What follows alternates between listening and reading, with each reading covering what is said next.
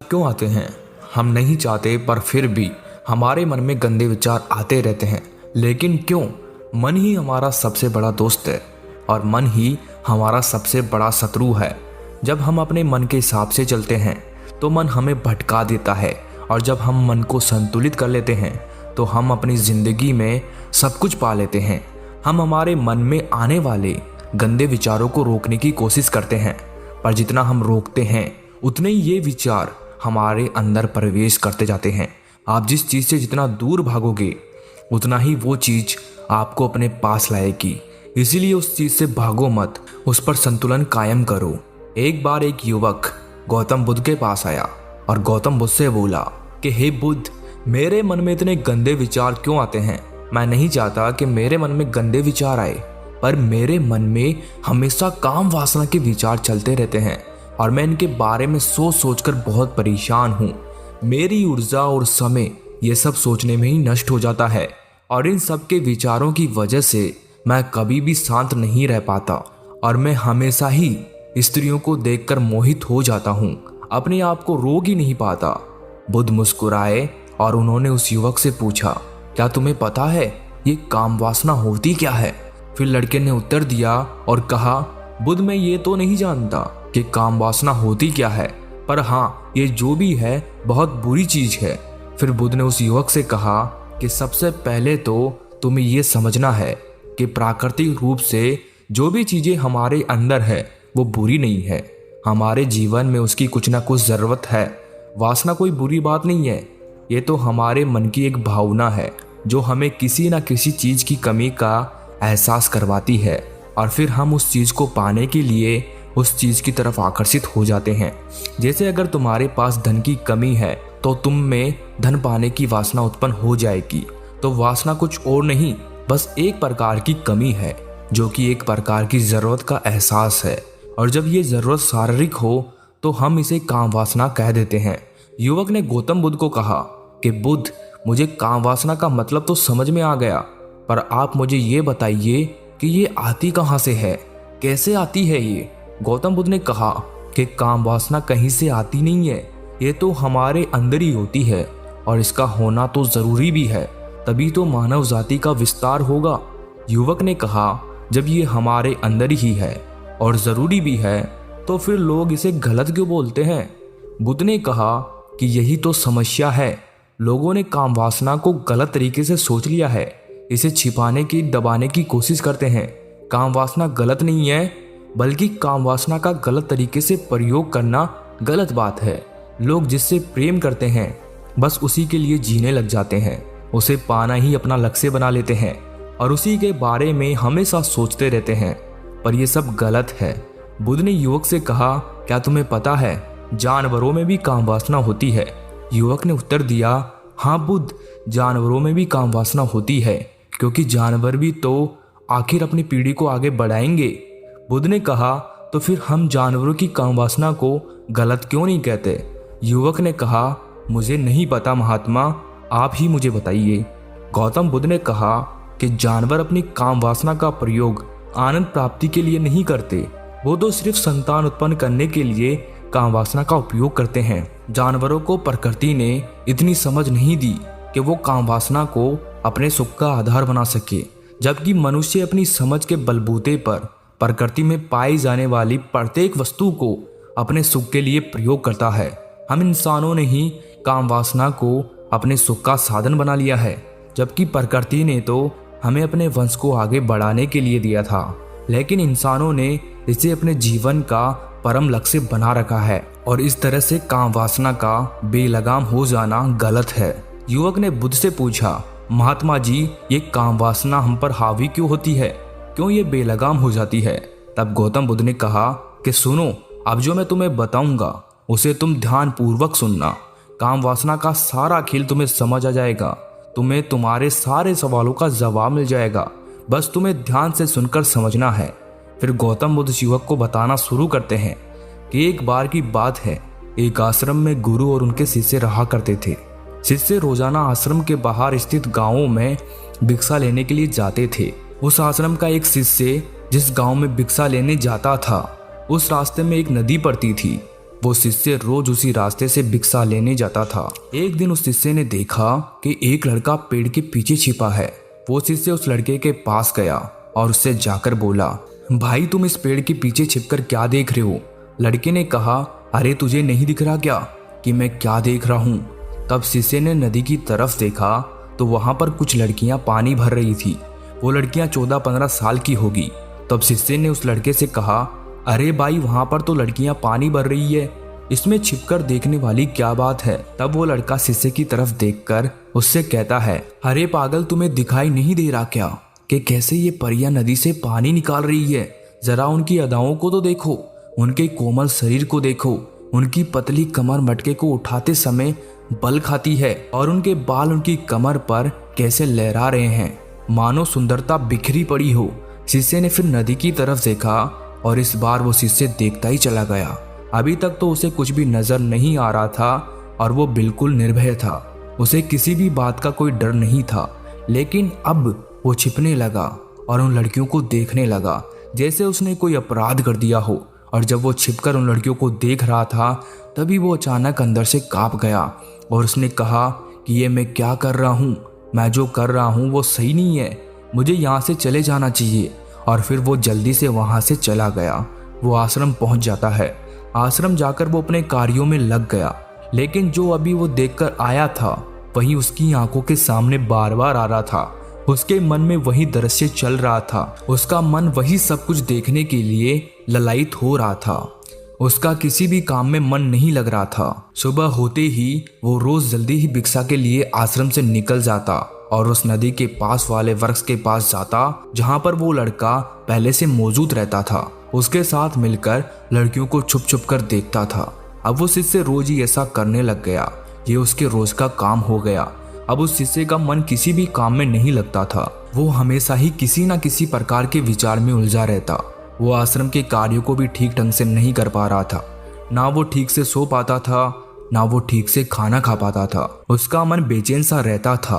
उसका मन बार बार उन लड़कियों के सौंदर्य को देखने के लिए ललायित हो उठता था। जब गुरु भिक्षा देते तब भी उस शिष्य का मन कहीं और विचारों में खोया रहता था। गुरु ने अपने शिष्य की इन हरकतों को भांप लिया था। तब एक दिन गुरु ने शिष्य को अपने पास बुलाया और कहा कि आज से मैं भी तुम्हारे साथ भिक्षा मांगने चलूंगा। तुम और मैं साथ साथ भिक्षा मांगने चलेंगे। तभी शिष्य ने गुरु को मना करते हुए बोला, नहीं गुरुदेव, आप परेशान क्यों हो रहे हो? मैं अकेला ही ठीक से भिक्षा मांग सकता हूँ। गुरु ने शिष्य से कहा कि ठीक है, तुम अकेले ही भिक्षा मांगने जाओ। शिष्य तुरंत वहां से भिक्षा मांगने के लिए निकल गया। शिष्य को जाने के बाद गुरु भी आश्रम से निकल गए और शिष्य का पीछा करने लगे कि वो कहाँ जाता है, किससे मिलता है। ये सब देखने के लिए उसके पीछे पीछे चलने लगे। थोड़ी दूर जाने के बाद गुरु ने देखा कि उनका शिष्य एक लड़के के साथ एक पेड़ के पीछे अपराधी की तरह छिपा हुआ है और छिपकर कुछ देख रहा था। गुरु भी अपने शिष्य के पीछे जाकर खड़े हो गए कि आखिर उनका शिष्य ऐसा क्या देख रहा है जिसे देखने के लिए वो पेड़ के पीछे अपराधियों की तरह छिपा पड़ा है। गुरु ने देखा कि उनका शिष्य पेड़ के पीछे छुपकर लड़कियों को देख रहा था जो कि नदी से पानी भर रही थी। तभी गुरु ने शिष्य को कहा कि शिष्य, क्या तुम इन लड़कियों से भी भिक्षा लोगे? अपने गुरु की आवाज सुनकर वो शिष्य घबरा गया और उसके पसीने छूटने लगे। वो थर थर कांपने लगा जैसे किसी चोर को चोरी करते समय रंगे हाथों पकड़ लिया हो। उस शिष्य की हालत खराब हो गई। वो कुछ भी नहीं बोल पा रहा था। दूसरा लड़का जो शिष्य के साथ था वो वहां से भाग गया। शिष्य घबराया हुआ था। उसके मुंह से कुछ टूटे फूटे शब्द ही बाहर निकल रहे थे। वो अपने गुरु से नजरें भी नहीं मिला पा रहा था। गुरु ने शिष्य की तरफ देखा और कहा कि मेरा शिष्य तो निर्भय था, उसे तो किसी भी चीज का डर नहीं था, लेकिन ये क्या, तुम तो डर के मारे कांप रहे हो। शिष्य ने गुरु से कहा कि मुझे माफ कर दो गुरुदेव, मेरा इसमें कोई दोष नहीं है।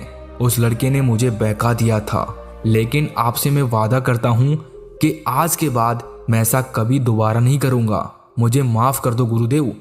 गुरु ने शिष्य से कहा कि कोई बात नहीं, पर इस बात का तुम ध्यान रखना कि हम जैसी संगति करते हैं वैसा ही फल हमें प्राप्त होता है। हम जैसी संगति करते हैं उसके विचार हमारे अंदर प्रवेश करते हैं। इसीलिए अच्छी संगति करो जिससे तुम्हारे अंदर अच्छे विचारों का प्रवेश हो। फिर गुरु और शिष्य आश्रम लौट आए और शिष्य फिर से आश्रम के कार्यों पर ध्यान देने लगा। उसने उस रास्ते को छोड़ दिया और दूसरे रास्ते से जाने लगा। वो अपने काम को ध्यान से करता, लेकिन धीरे धीरे उसके अंदर क्रोध उत्पन्न हो गया और फिर वो दूसरे शिष्यों पर क्रोध करने लगा। वो बेचैन रहने लग गया। अब वो सही समय पर भोजन भी नहीं करता था। वो भोजन भी बहुत कम खाता था। एक रात गुरु उस शिष्य के पास आए और उससे बोले कि अब तक तुमने कितनी बार अपना वादा तोड़ दिया। ये सुनकर शिष्य अपने गुरु के चरणों में गिर गया और रोने लगा। रोते रोते ही उसने गुरु से कहा कि गुरुदेव, मैं कई बार अपना वादा तोड़ चुका हूँ, फिर वादा कर लेता हूँ, लेकिन हर बार मैं वादा तोड़ देता हूँ। मेरा मन मेरे नियंत्रण में है ही नहीं। मैं बहुत कोशिश करता हूँ कि मैं अपने मन से सारे बुरे विचारों को निकाल दूँ, लेकिन मैं चाहकर भी ऐसा नहीं कर पा रहा हूँ। फिर गुरु ने शिष्य को कहा कि चलो मेरे साथ। गुरु शिष्य को आश्रम के बगीचे में लेकर गए और शिष्य से कहा कि देखो, यहाँ पर कुछ नालियां बनी हुई है जिससे नदी का पानी इन पौधों तक आ रहा है और ये पानी एक निरंतर बहाव से आ रहा है। क्या तुम इस पानी के बहाव को रोक सकते हो? शिष्य ने कहा कि हाँ गुरुदेव, मैं इस बहाव को रोक सकता हूँ। फिर शिष्य ने मिट्टी उठाकर उस नाली में डाल दी। वो पानी थोड़ी देर के लिए रुक गया और फिर थोड़ी देर बाद उस रेत के ऊपर से पानी आ गया। गुरु ने शिष्य से कहा, अरे ये क्या, ये तो पानी रुका ही नहीं। फिर शिष्य ने कुछ कंकड़ पत्थर उठाकर उस नाली में डाल दिए और फिर थोड़ी देर के लिए पानी रुक गया, लेकिन फिर थोड़ी देर बाद ही उन कंकड़ पत्थर के ऊपर से पानी निकल आया। फिर गुरु ने कहा कि शिष्य, ये क्या हुआ? पानी तो फिर से आ गया। तुम तो बोल रहे थे कि तुम इसे रोक दोगे। क्या हम किसी काम को रोकना चाहे तो क्या हम उसे रोक नहीं सकते? तब शिष्य ने कहा, कोई बात नहीं गुरुदेव, मैं इस पानी को तो आपको रोक के दिखाऊंगा। फिर वो शिष्य एक बड़ा सा पत्थर लेकर आया और उस नाली पर डाल दिया और पानी रुक गया। फिर शिष्य ने गुरु से कहा कि देखा गुरुदेव, मैंने कहा था ना कि पानी को मैं रोक दूंगा। मैंने पानी को रोक दिखाया। आपकी बात मैंने पूरी कर दी। गुरु मुस्कुराए और बोले, अच्छा जरा ध्यान से देखो, पानी रुक गया क्या? वो तो पीछे की नाली तोड़कर बाहर आ गया और अगल बगल से बह रहा है। और ध्यान से देखो तो इस पत्थर के आगे भी आ गया और ये पानी अपना रास्ता बदल कर फिर से आगे की तरफ बह जाएगा। और फिर थोड़ी देर बाद ऐसा ही हुआ। फिर गुरु ने शिष्य को समझाया कि तुम्हारे साथ भी तो ऐसा ही चल रहा है। तुम बार बार प्रयास कर रहे हो, बड़े से बड़ा प्रयास कर रहे हो, पर हर बार तुम्हारा प्रयास टूट रहा है और ये हमेशा टूटता ही रहेगा। तुम कितना भी बड़ा पत्थर रख लो, लेकिन पानी तो अपना रास्ता बना ही लेगा। ये सब देखकर शिष्य निराश हो गया। फिर शिष्य ने गुरु से कहा कि हे गुरुदेव, क्या कोई तरीका नहीं है जिससे मैं इन गंदे विचारों से बाहर निकल सकूं? और ये मेरे मन में आए ही नहीं। गुरु शिष्य को एक नदी के पास ले गए जहां से उस बगीचे में पानी आ रहा था। गुरु ने शिष्य से कहा, वो पानी इसी नदी से जा रहा है। अगर हम यहीं से उस रास्ते को बंद कर दें जहां से ये पानी बगीचे में जा रहा है, तब क्या हम पानी को रोक नहीं सकते? शिष्य ने कहा कि हाँ गुरुदेव, अवश्य ऐसा हो सकता है। मैं इस पानी को यहीं से बंद कर देता हूँ, तब आगे की नाली में पानी जाएगा ही नहीं और फिर बगीचे में पानी जाएगा ही नहीं। फिर शिष्य ने नदी से जाने वाले रास्ते को बहुत मेहनत करके पत्थर और मिट्टी डाल डालकर बंद कर दिया और गुरु से कहा कि गुरुदेव, मैंने पानी को बंद कर दिया है, अब ये पानी बगीचे में जाएगा ही नहीं। तब गुरु ने कहा कि शिष्य, अगर पानी बगीचे में नहीं जाएगा तो पेड़ पौधों को पानी कहाँ से मिलेगा? उन पेड़ पौधों को तो पानी की आवश्यकता है और उन पेड़ पौधों में कुछ पेड़ पौधे तो ऐसे हैं जिनको रोज पानी की आवश्यकता है। वो तो मुरझाकर मर ही जाएंगे, उनका क्या होगा? पानी तो हमें खोलना ही होगा। शिष्य ने गुरु की बात सुनकर वापस नदी से जाने वाले पानी का रास्ता खोल दिया। तब गुरु ने शिष्य से पूछा, शिष्य, अगर हम इस नदी के पूरे पानी को बगीचे की तरफ मोड़ दें तो क्या होगा? तब शिष्य ने जवाब दिया कि गुरुदेव, वहां पर जितने भी पेड़ पौधे हैं वो गलकर नष्ट हो जाएंगे, वहां पर कुछ नहीं बचेगा। फिर गुरु मुस्कुराए और बोले, तुम इस बात को समझो कि हमें किसी भी चीज को रोकना नहीं है, बस हमें हमेशा संतुलन बनाए रखना है। कम पानी से भी पौधे नष्ट होते हैं और ज्यादा पानी से भी पौधे नष्ट होते हैं। हमारा जीवन संतुलन से ही चलता है। गुरु ने शिष्य से कहा कि अगर मैं तुम्हें कुछ कहूँ कि तुम आम के बारे में मत सोचो, तो तुम्हारे मन में सबसे पहले किसका चित्र आएगा? शिष्य ने कहा कि गुरुदेव, मेरे मन में तो पहला चित्र आम का ही आएगा। गुरु ने कहा कि जब हम गंदे विचारों को जबरदस्ती रोकने का प्रयास करते हैं तो वो और मजबूती के साथ हमारे अंदर प्रवेश करते हैं, हमारे अंदर उठते हैं। इसीलिए हमें उन्हें कभी भी दबाने की कोशिश नहीं करनी चाहिए। फिर गुरु ने शिष्य को समझाते हुए कहा कि हमारे गंदे विचार बुरे लोगों की संगति करने की वजह से भी आते हैं। कई बार क्या होता है कि कामुकता हमारे अंदर होती नहीं है, लेकिन कुछ अश्लील लोगों के साथ रहने की वजह से ये हमारे अंदर हावी हो जाती है। फिर शिष्य ने कहा कि गुरुदेव आप सही कह रहे हैं, मैं अपने मार्ग से भटक गया था। फिर वो शिष्य उस रात बहुत ही चैन की नींद सोया। सुबह अपने कार्यों को पूरे मन से किया और फिर सुबह वो भिक्षा लेने के लिए उसी रास्ते से गया जहां वो लड़का आज भी पेड़ के पीछे छिपकर उन लड़कियों को देख रहा था। वो शिष्य उस नदी पर गया जहां वो लड़कियां पानी भर रही थी। उसने उन लड़कियों से पानी मांगा। उन लड़कियों में से एक लड़की ने उसे पानी पिलाया और उस सन्यासी शिष्य के चरण छुए। शिष्य ने उसे आशीर्वाद दिया कि तुम्हारा कल्याण हो। शिष्य का मन सकारात्मक ऊर्जा से भर गया। उसके चेहरे पर मुस्कान आ गई थी, जैसे कि उसे कुछ खोया हुआ वापस मिल गया हो। वो वापस अपने रास्ते से जाने लगा। तभी पीछे से वो लड़का आ गया जो पेड़ के पीछे छुपा हुआ था।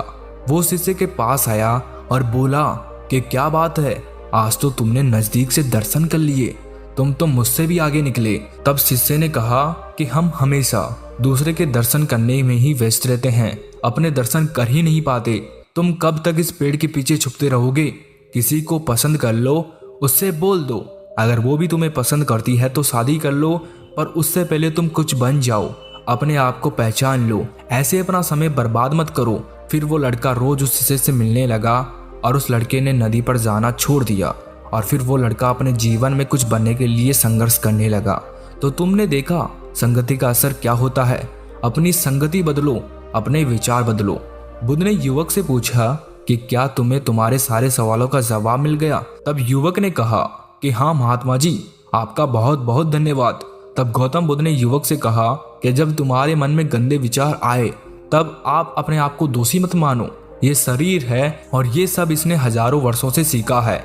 एक केवल तुम्हारे सोच लेने से, शपथ लेने से ये टूटने वाला है नहीं, लेकिन तुम्हारे पास वो शक्ति है, वो ऊर्जा है जिसका तुम्हें संतुलन उपयोग करना है। तुम एक जीवित ऊर्जा हो जो कुछ भी अनुभव करने के लिए स्वतंत्र है, जो निर्माण करने के लिए स्वतंत्र है। इसीलिए तुम अपने आप को पहचानो।